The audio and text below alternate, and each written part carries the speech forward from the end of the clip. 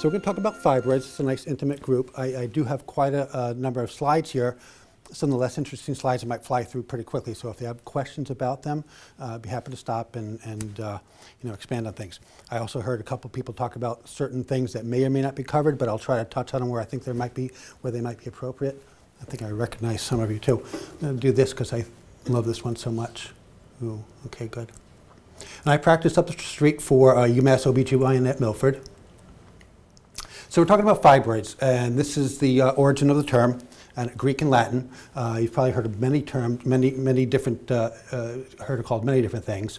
Fibroids, myoma or myomata, fibromyoma, leiomyoma is plural. And that's probably the most descriptive is the latter. I think it's important when we talk about fibroids that I think, just take a brief period of time just to look at normal anatomy. I think just too many people don't understand exactly what we're talking about here. So this is a nice sagittal view of the female lower abdomen and pelvis. I wonder if that works. But you can see here the anteverted uterus, the vagina directed posterior, and it's important to look at the proximity of the uterus to the bladder and to the rectum. Maybe you've gone to the GYN office, had your annual exam, and the doctor says, oh, you kind of tilted the uterus. There are varying degrees of direction of that uterus. Some might be anteverted, that's most typical. Might be mid-position, straight back. And if you can imagine the uterus completely opposite direction, we call that retroverted. If it's very severely retroverted, we call it retroflexed. That can cause symptoms in and of itself with no other pathology. A little closer look at the uterus and adnexa. This is the endometrium, or the lining of the uterus. The wall of the uterus made out of smooth muscle, and the serosa, the covering of the uterus, also obviously transected. That space within the uterus that you see, that's the space that would be occupied by a pregnancy. It's only a potential space. So when you're either not pregnant or don't have some sort of space-occupying lesion, it's actually collapsed upon itself. Ovaries and tubes. You can see where the cervix is in relation to the upper vaginal vault. And this is a similar look with actually some fibroids. So what is a fibroid? Most common benign tumor in women. They are well circumscribed, usually round, sometimes lobulated tumors. They're made of smooth muscle. The entirety of the wall of the uterus is smooth muscle. Also, it's made of extracellular matrix such as collagen, fibronectin. These things may be as small as a pea or as large as a cantaloupe. Here's one as small as a pea and larger than a cantaloupe. They're frequently more than one. They are usually very firm, and they have a false capsule. The capsule is made of collapsed smooth muscle and peritoneum. So they're easily enucleated. When we try to just remove a fibroid, it's actually kind of a fun little procedure because they're fairly easy to remove laparoscopically or open. I'll show you some cases of that as we go along. Let me go back. Microscopically, you can see it's made up of smooth muscle and fibrin. Usually one or two major blood vessels to the base of a fibroid. Who gets fibroids? Most common solid pelvic tumor in women. It's clinically present or symptomatic in fully a quarter of women during the reproductive years, and the incidence increases with age. 20% of women could be found to have fibroids in their 20s and better than 40% in their 40s. Typically, it becomes symptomatic in the 5th decade of life when someone's in their 40s. 25% of Caucasian women will have fibroids and 50% of African American. The incidence in Hispanic and women of Oriental descent is similar to Caucasian women. And there may be a genetic predisposition. Actually, there is a genetic predisposition. We see often in twins and in grouping and familial groupings. We see many women having difficulty with fibroids. Things that can increase the risk: obesity, an elevated body mass index, early menarche, early onset of periods seems to be a risk factor. Nulliparity, women who haven't had children are more likely to have fibroids. Diabetes, hypertension, diet high in red meats.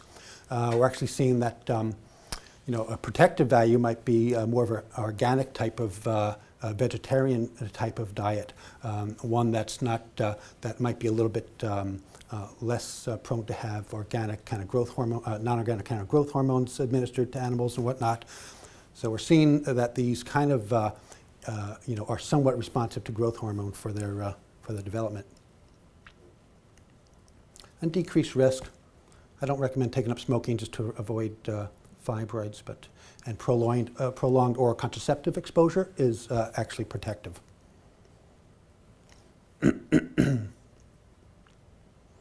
Cause of fibroids, I can't stand here and say we exactly know what. I can go into a long discussion as far as the genetics of it, but it seems to be strongly dependent upon estrogens and progesterone for growth.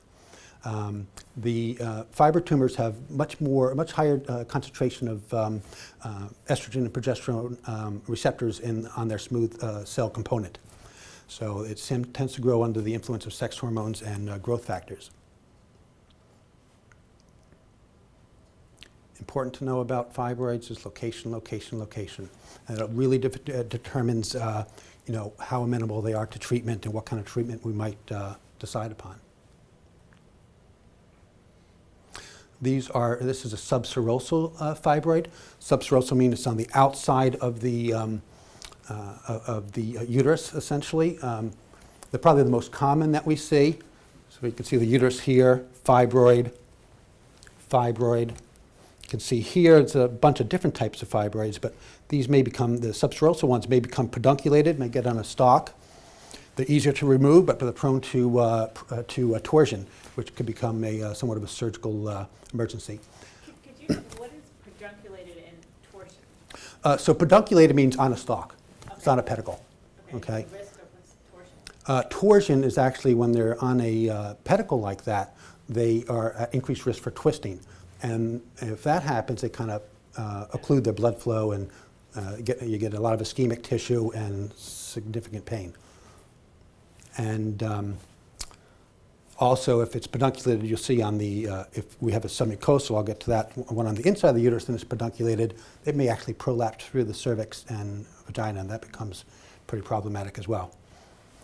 A parasitic fibroid, you have to realize that these are mostly tumors of smooth muscle, and the fact that other structures contain smooth muscle, especially bowel, we could see leiomyomatosis, which is a development of fibroids actually in the lining of bowel as well.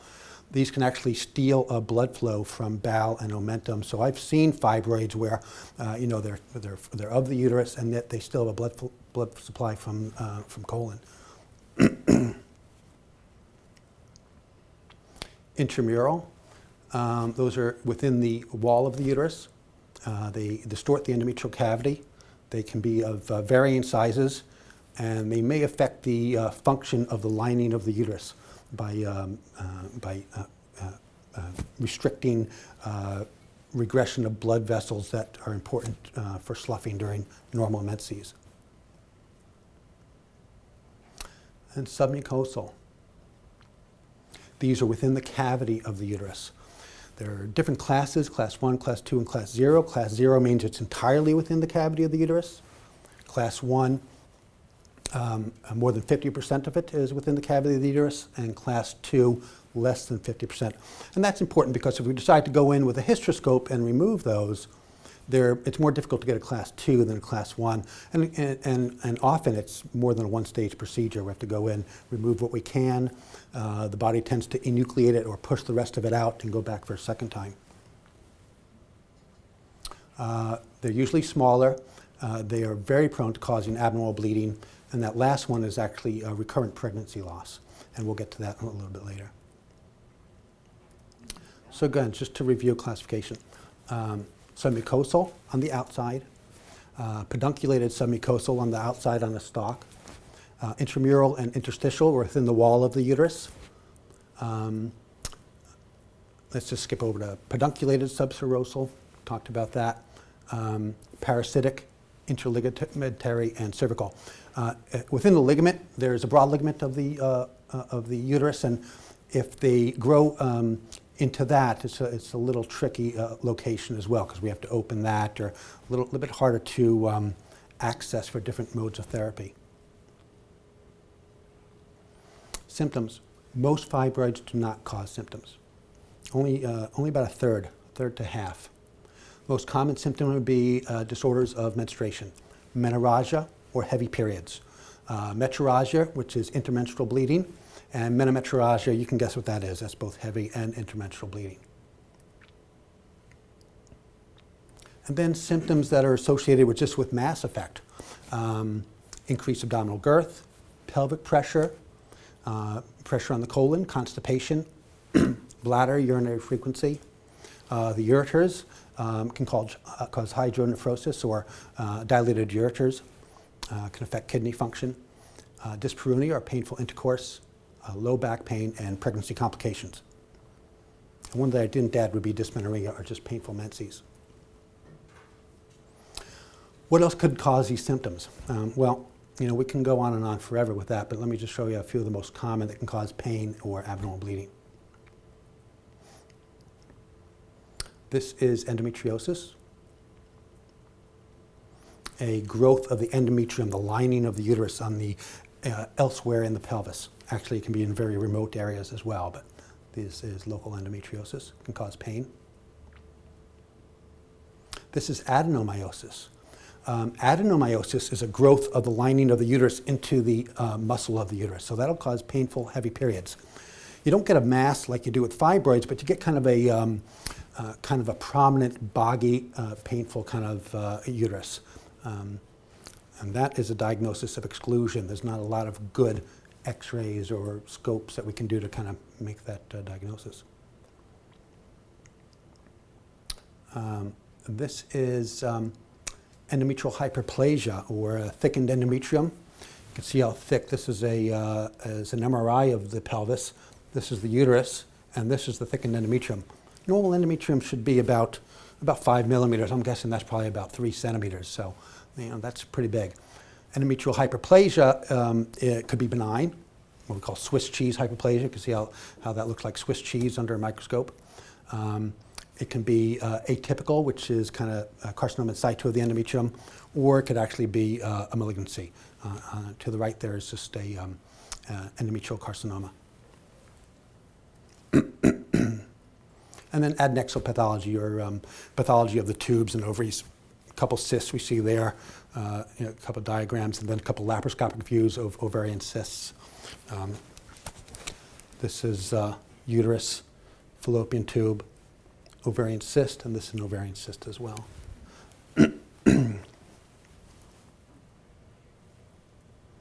This is a hydrosalpinx, or an inflamed, enlarged tube.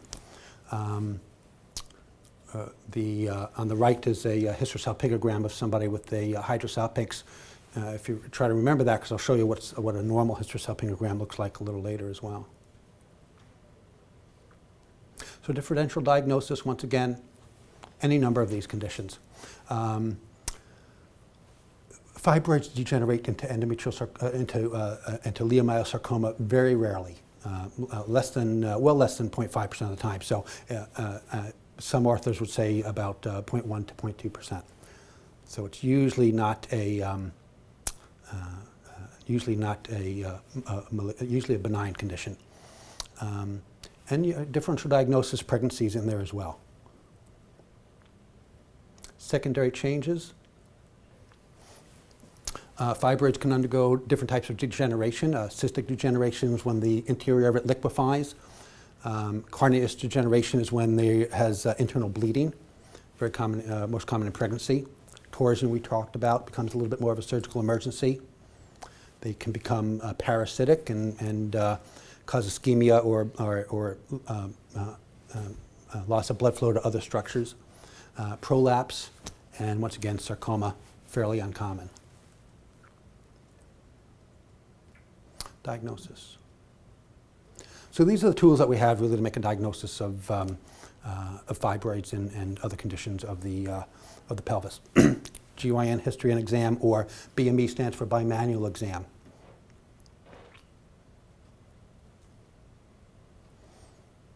I'd like to say we all know what a annual GYN exam is, but maybe not, maybe not all of us. The nice thing about GYN exam is it's readily available. You're supposed to have it done. It's cost effective. It's not, and not invasive in the classic sense of the word. And you have to start somewhere. Ultrasound, a form of low-cost imaging. It's very sensitive for pelvic pathology. It can tell us a lot about location, whether tumor is solid or cystic, whether it's within the cavity, and it's not particularly invasive at all. We see here the UT stands for uterus, and fibroid obviously for fibroid. You can see the bladder up top is a dark, clear area, and you can see the pressure that fibroid is putting on the bladder. So there is some extrinsic pressure there, and and some potential for urinary frequency and whatnot. It's also good to look at this because you can see that on ultrasound how important it is to have an acoustic window or have fluid present in the bladder, so we get a good image of structures beneath. We can do ultrasounds transvaginally as well. This is a transvaginal ultrasound. You won't see that bladder, but you can see the two fibroids, almost like a Mickey Mouse type of appearance there.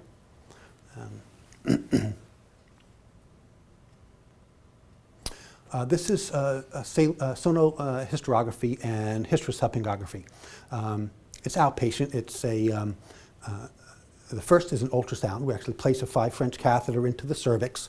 We inject some sterile saline, and we can really outline the lining of the uterus. So whereas that uterus that normally that endometrial cavity is collapsed, now we can distend that, and we see filling defects like polyps and fibroids very, very nicely outlined. The hysterosalpingogram is, God bless, is more of a dye test where it's done in the X-ray department. We inject a contrast, and it's more to test for tubal patency, but is also good at occasionally finding some filling defects of the uterus.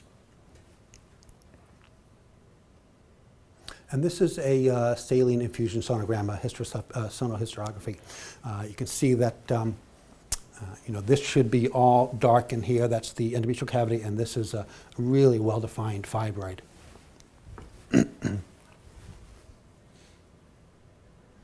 And this is the catheter that we place.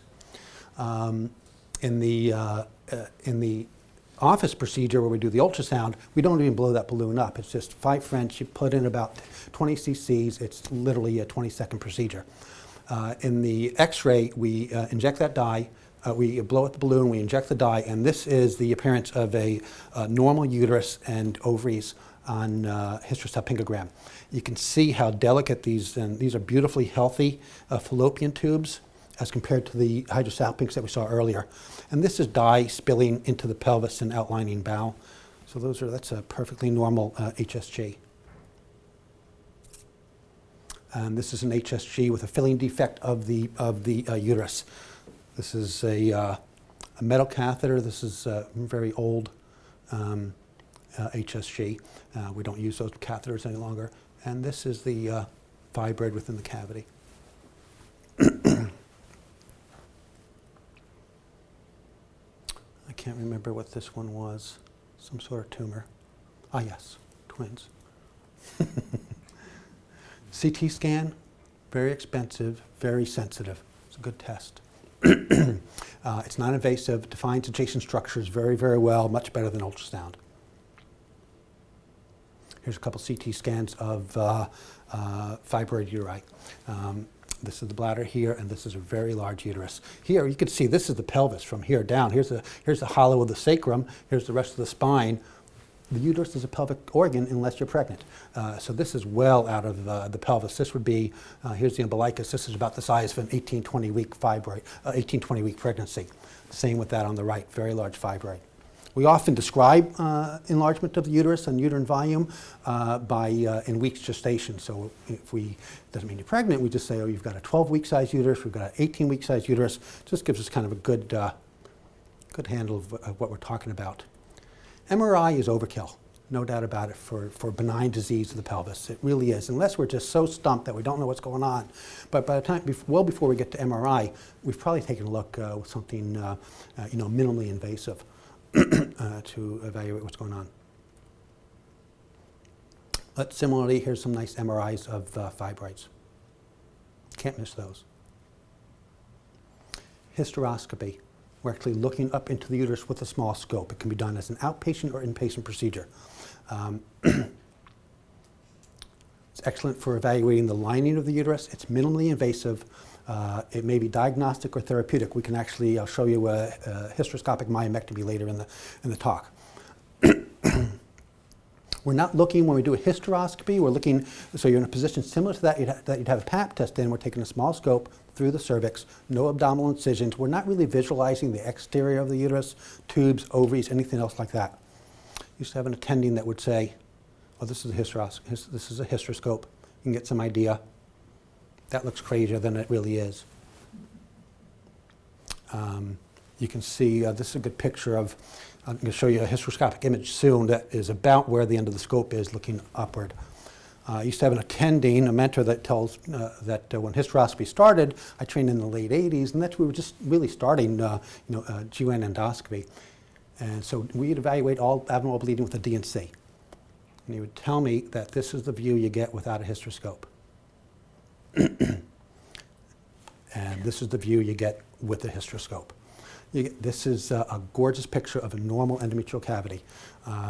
That scope is about right here, and we're looking up towards the uterus. This is the internal opening to the right fallopian tube, the internal opening to the left fallopian tube, nice smooth endometrium, and no pathology. Here's a small little, maybe a class 1 fibroid right up in here, and that's enough to give you some abnormal bleeding for sure. When we talk about therapy, a fibroid like that, you would actually, or I heard somebody talking about ablation, that they might be a candidate for ablation. Ablation is not perfect for people with fibroids, and it's nice for people with dysfunctional bleeding or abnormal bleeding and who have a relatively normal uterus without organic disease of the uterus. But truth be told, small fibroids like that would respond to an endometrial ablation, where we just kind of cauterize. There's so many technologies out there. I mean, we can resect that and do an ablation. We could use a NovaSure device, which cauterizes the line of the uterus. We could use HTA, which is heated thermal ablation, where we actually instill running hot water through the uterus, which kind of poach that fibroid. We can use cryo. We can use Gynecare, balloon thermal ablation. Certainly, it gives a slightly higher failure rate to ablation, where we destroy the line of the uterus. The only indication you really need for an ablation is heavy periods. It's best used in people without organic disease. We're talking about an outpatient procedure where we just cauterize the lining of the uterus in one way, shape, or another.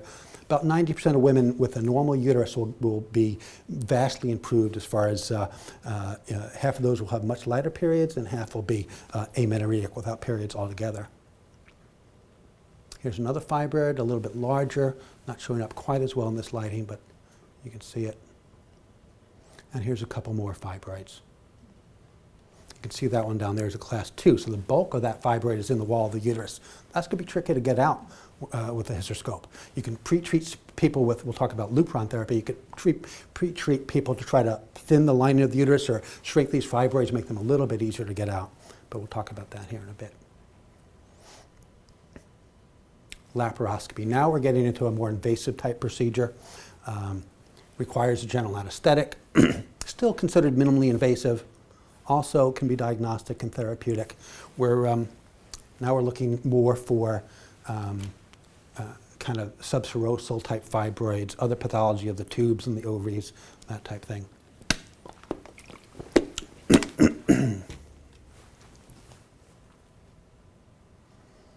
This is a normal pelvis view by laparoscopy. You can see the uterus is perfectly round. It's not particularly enlarged.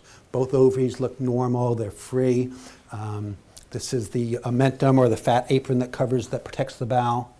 Some ligaments of the uterus, the fallopian tube, round ligament, suspensory ligament of the ovary. The bladder is up there. Pretty normal pelvis.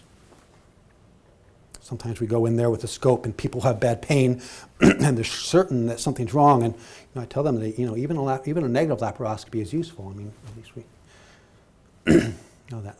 There's our friend the small fibroid again. Subserosal fibroid throughout. You can see the multiple fibroids down below. So treatment, it's dependent upon a number of factors that you have to take into account. Age, parity, how many children they've had, pregnancy status, desire for future fertility, general health, symptoms, size of the fibroid, and importantly, as we discussed, fibroid location. Here's the good news. Asymptomatic fibroids do not require treatment. I'm following many a woman with 12, 14, 16 week size uterus, 500 gram uterus with fibroids. A normal uterus might be maybe 100 grams. And they're not symptomatic. So we have to, I kind of have to follow them up closely every 3 months, every 6 months by ultrasound. Make sure they're not rapidly enlarging, because rapidly enlarging fibroids may be a sign of sarcoma. Medical versus surgical, non-invasive versus invasive. The principles of medical therapy is usually to relieve symptoms. There is, no matter what you see on the internet as far as herbal remedies and this and that, these are only palliative. They're only treating symptoms. There's really no medical cure for fibroids. It's just one of those things that happens to be mostly a surgical condition. Occasionally, as we'll see, there are other modalities available that are not exactly surgery. So I looked up some herbal things. Partridge berry, I never heard of it. Motherwort, rosehip tea. They're supposed to help with dysmenorrhea. I'm not an herbalist. I don't know that much about it. Androgens, Danacrine is an old androgen. We have much better androgens that I'll review in the next slide. Progestins, like a birth control pill. Mirena is the IUD that's impregnated with, maybe a bad choice of words, that is covered with progesterone. And the progesterones are meant to decidualize or thin or atrophy the lining of the uterus, which might help bleeding symptoms of the fibroids. But they don't consistently decrease uterine or fibroid volume. The mechanism of action is thought to be endometrial atrophy, and often not successful in controlling significant abnormal bleeding.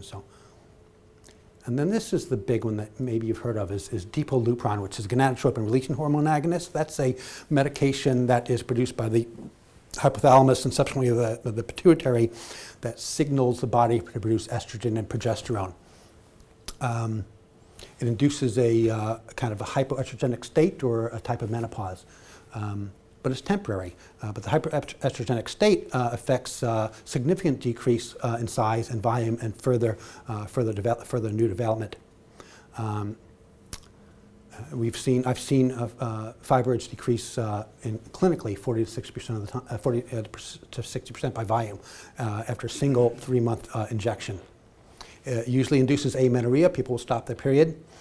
The problem is that when you stop the gonadotropin-releasing hormone agonist, they'll rapidly regrow. So it's best used as a pre-surgical tool, not so much as a long-term treatment option. Long-term treatment can cause osteopenia, osteoporosis. It's not ideal. By the same token, it's not wonderful for a pre-surgical treatment either. I've never changed an approach of a major surgery based on using Lupron. We do use it, however, if we're doing major myomectomies. If we're just using just removing the fibroids themselves, especially the external ones, not so much the intercavitary ones, it will decrease blood loss significantly intraoperatively. Surgical. Myomectomy, hysterectomy. I put this latter one in this category, take it for what it's worth, uterine artery embolization or uterine fibroid embolization. So myomectomy is removal of the fibroid alone. It can be done through a hysteroscope for the submucosal fibroids. It can be done laparoscopically or in significantly enlarged fibroids that are intramural and subserosal. We have to open, remove, close. And it can be a beautiful conservative surgery. I've had very successful pregnancies after myomectomy. Realize if we disturb the muscle of the uterus, it does require delivery by cesarean later on.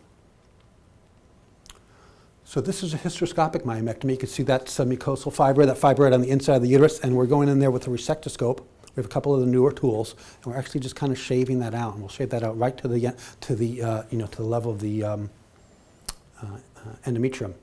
Very rewarding procedure, high success rate at resolving bleeding symptoms.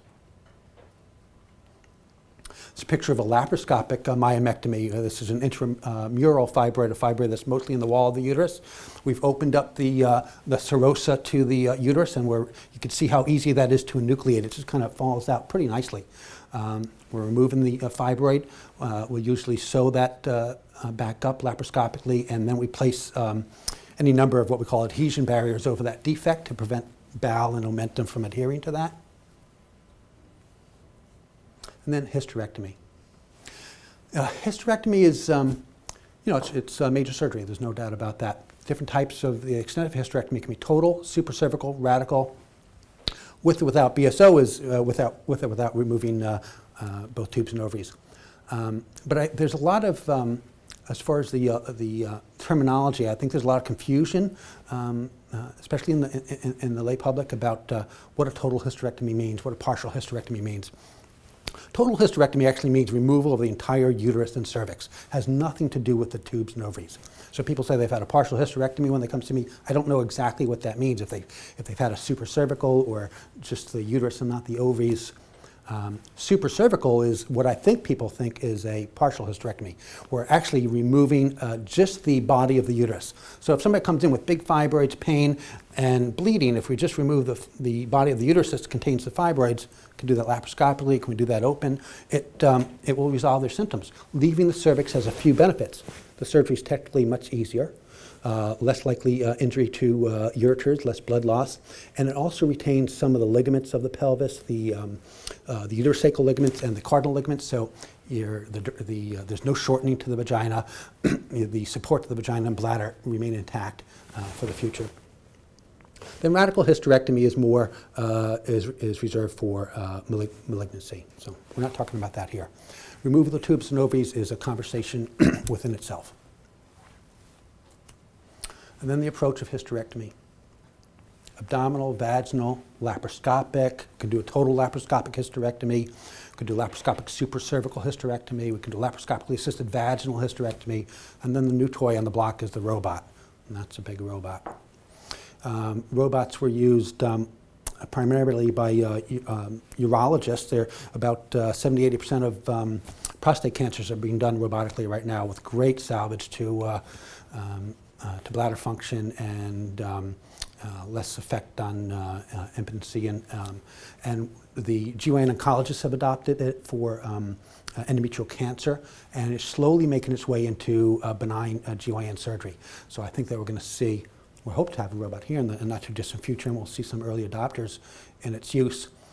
Again, it may be one of those things that are overkill. There's probably, when you have to actually dock this thing, so it's actually more cumbersome than sometimes a laparoscopic procedure could be. We're actually doing, laparoscopy is actually turning to such simple things.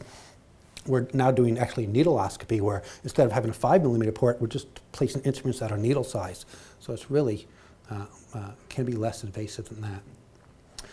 Uterine artery and uterine fibroid embolization. Nice procedure. It's done by interventional radiologists. It's not done by surgeons. It's not done by gynecologists. I've had very mixed, and I'm not here to sell you a major surgery, I've had very mixed outcomes with this.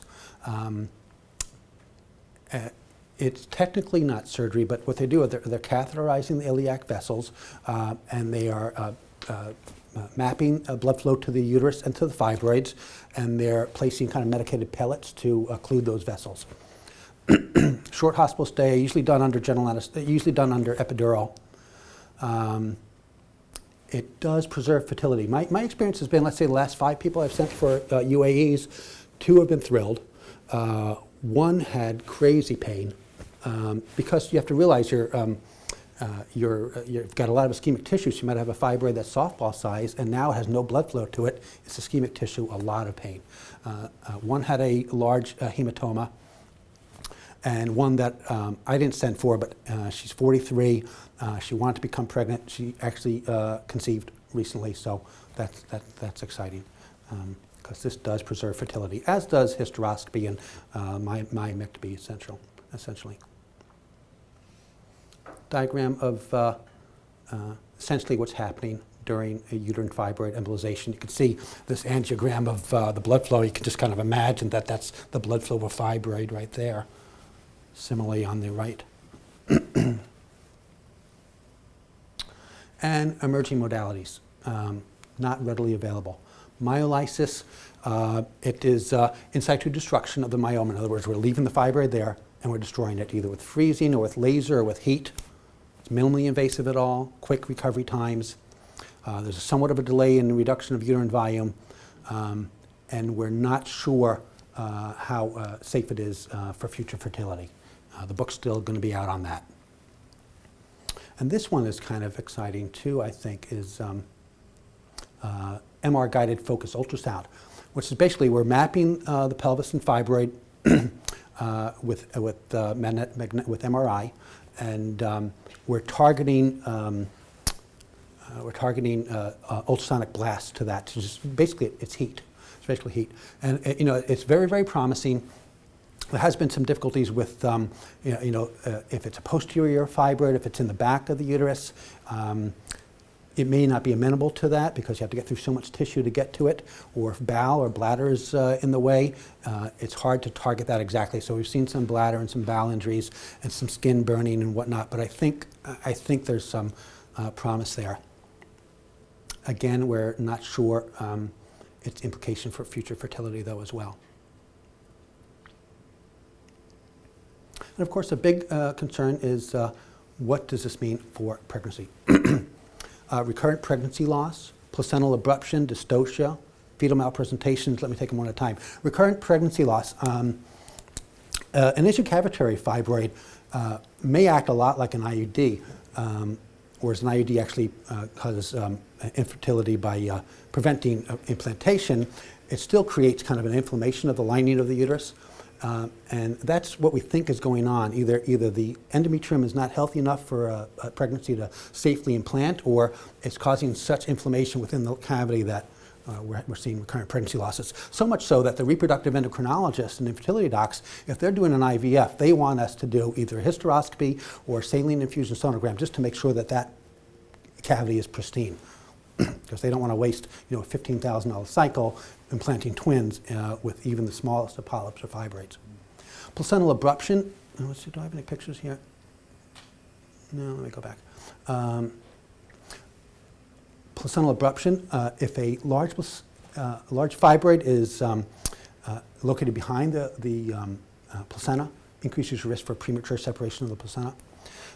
Realize that the vast majority of fibroids actually do not grow in pregnancy. It's a little bit counterintuitive, but there's something protective there. So better than 90% will not grow. In residency, I took off an enormous pumpkin-sized pedunculated fibroid of an 8-week gravid uterus, successfully, and that was interesting. But the majority will not grow, but we still do watch them closely.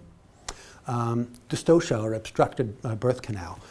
If you can imagine, if we have a cervical fibroid or a lower uterine segment fibroid, and that grows even somewhat, that may prevent a baby from descending the birth canal. Recently had a C-section for exactly that. Fetal malpresentations, any kind of distortion of the uterus can cause the baby to be breech or just not present cephalic. Postpartum hemorrhage. Carneus or red degeneration is when that fibroid kind of bleeds into itself, and it's a problem. It causes a lot of pain in pregnancy, but basically with hydration and pain meds, people do fine, and we do see that every once in a while. It causes no effect on birth weight by gestational age, but does increase the risk of preterm labor.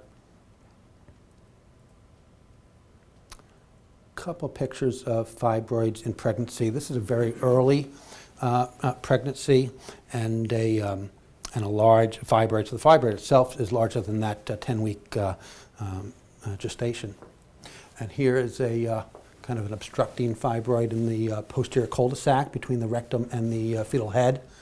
I don't think that baby is delivering vaginally. This is, I'm not sure what that is, but these are nicer pictures here, I think.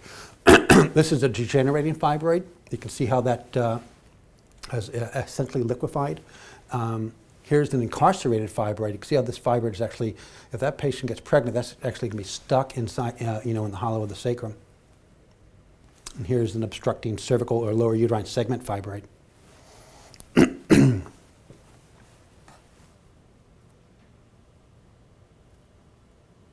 I think that's all I have. We'll take some questions.